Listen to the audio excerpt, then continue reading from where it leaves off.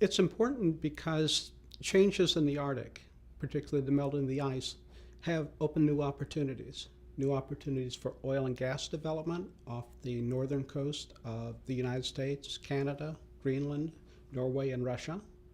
And they've opened up the opportunity for shipping to move from the Pacific Ocean to the Atlantic at perhaps a third less distance, with consequent savings in energy consumption, making it a very attractive opportunity, and yet still being untested as a route. The strategic importance of the Arctic in the past has been limited largely to nuclear submarines under the Arctic and passage of aircraft making reconnaissance and strategic patrols over the ice. Now with the ice melting, it opens up new possibilities. For Russia, this is very important because Murmansk is their major port. For them, the melting of the ice gives them the long-sought blue water port for their Navy, as well as providing a way to move ships between the Atlantic and Pacific. For the United States, we have the same possibility, an alternative to the Panama Canal for moving vessels back and forth. But it also leaves open security issues common to any coastal area. How do you protect from poachers and resources, or people coming in?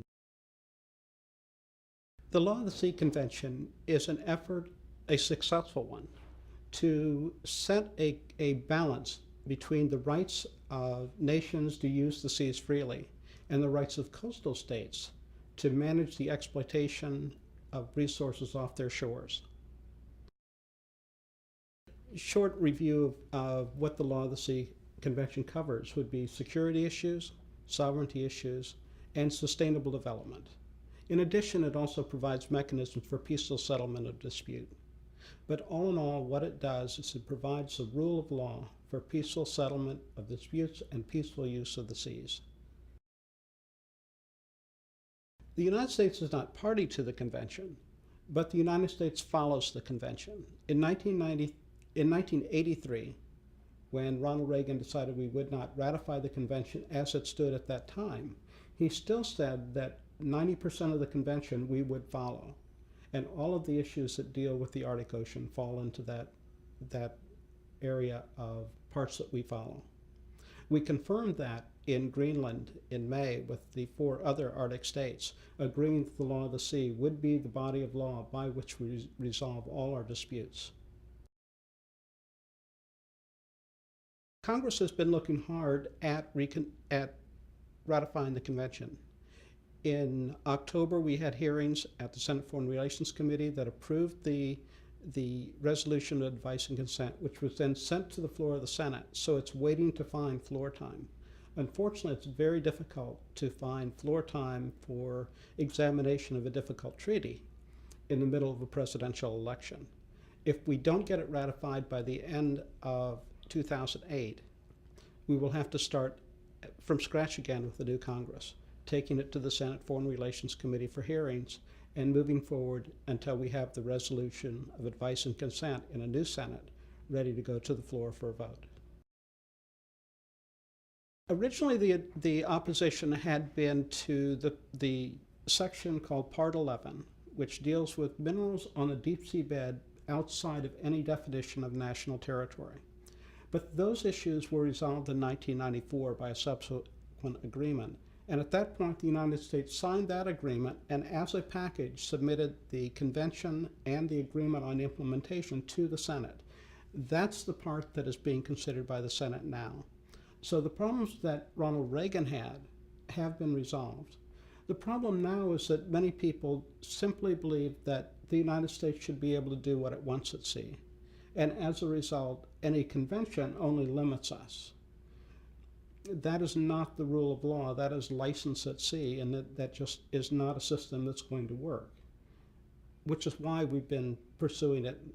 Not just the government, but industry has been pursuing ratification. Environmental groups have been pursuing ratification. That it is probably the most widely supported international convention, certainly that I've ever worked on. But because of a small group of people that have been able to build up fears of participating in a collaborative international activity.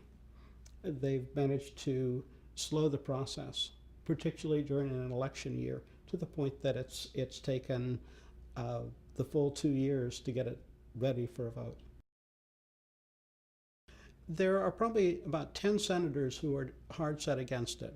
The most widely visible had been Senator Inhofe from Oklahoma, who has a opposition to many UN activities, and several other people that may have more narrow opposition, but they've been working together. But the real opposition has come from a small group of Washington-based think tanks that largely are centered around anti-regulation activities. And those groups have been very effective at using the internet and disseminating information that promotes people to oppose the convention, even if the information isn't always unbiased, isn't always presented in totality. It's been very effective at building up a conservative opposition that does have an influence on senators when it comes to taking a position or taking their vote. It is manifestly in the U.S. interest, whether it is in allowing us to have other people recognize our claims to the extended continental shelf, an area that will be roughly 1/6 the size of the continental United States.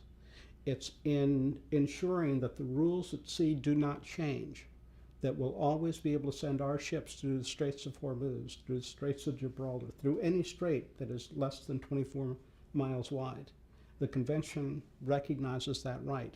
And there are people who argue that the convention is not a restatement of customary law, that it's a convention among parties, and that rights accrue to those parties that ratify it, so that there's always the opportunity that people will challenge us. Not when we send an aircraft carrier battle group through, but when we send U.S. flag transports through a narrow strait. There are always chances that Americans will find their rights are not what they thought they were. I hope that all the countries that have an interest in the Arctic will follow the Law of the Sea Convention as their guidepost, as they have said they will do. In the ocean, countries have been able to put aside their national conflicts in pursuit of a binding rule of law, and that there's a good chance that that will be the dominant mechanism for dealing with disputes in the Arctic. It's certainly in everyone's interest, that there's no interest that anyone has in raising a dispute to physical means, that the Arctic is difficult enough in itself. Any ship that goes up there, even when people say it's an ice-free channel, is taking a hazardous route. And they need to have invested in equipment, have invested in land-based navigation aids. And all the countries have to work together to do that. And in spite of any conflict elsewhere, it's in all the countries' interest to work together in the Arctic. Russia has a number of advantages. Partly because it has the largest Arctic coast, but it also has a history of using the Arctic. They've been exploring the northern passage, the northern sea route, for hundreds of years. That the western terminus in Murmansk is open to passage, so that they have a starting point there. They have 3 major rivers, each the capacity of the Mississippi, that flow northward and drain all of central Russia. Those rivers bring cargo down. One of the most important is the Norilsk nickel mine, the largest nickel mine in the world. And it brings its ore down to the Arctic, and it's shipped then to the rest of the world. That's a forerunner of what is possible as the Arctic melts. That just as that river is a funnel for products coming to the north, the other rivers will do the same. Agricultural products, industrial products, timber can all be brought cheaply on rivers. It's no accident that every major city in the world is on a river. That they are the even today in the day of jet planes, rivers are a dominant form of transportation. So Russia has a strong interest there. That brings the concurrent problem that rivers are also, if care isn't taken, a source of environmental pollution. Clean water policies need to be adopted by Russia, not just in their interest, but in the interest of all Arctic states, and eventually of all states, because what goes into the Arctic doesn't stay in the Arctic, it flows to the rest of the world's oceans. So we have an interest in working together on environmental issues.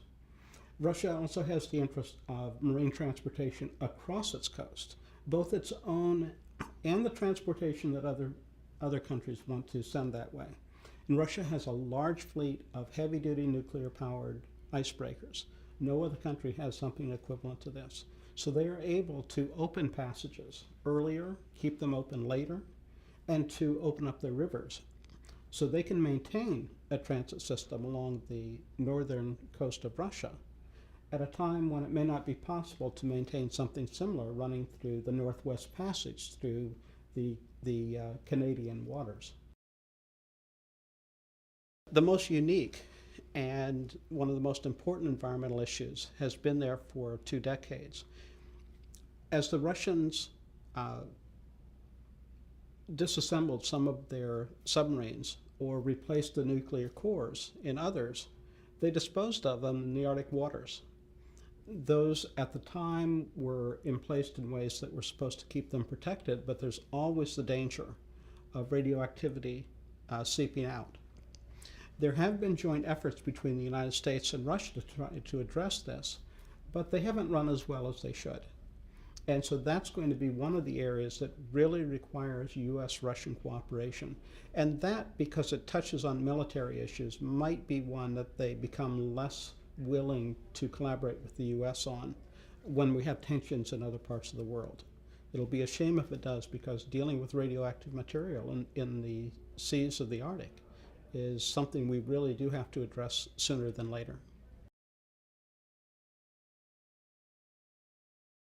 All of the Arctic countries have large populations of native people. Russia in particular, in part because of its size, but they form an important part of the Canadian political system as well. That all of these parties are uniquely represented in the Arctic Council, the group of Arctic states and native peoples that address Arctic issues, now in collaboration with non-Arctic states. So it's the forum by which all issues are addressed. So it's a chance for the native people to not just work within the governments that control their territory, but to speak with a common voice to all of the groups. So they do have an opportunity, but the threat to the native people isn't something that's easily changed by government policy. Melting of ice is driven by factors more than can be changed by a simple legislative act.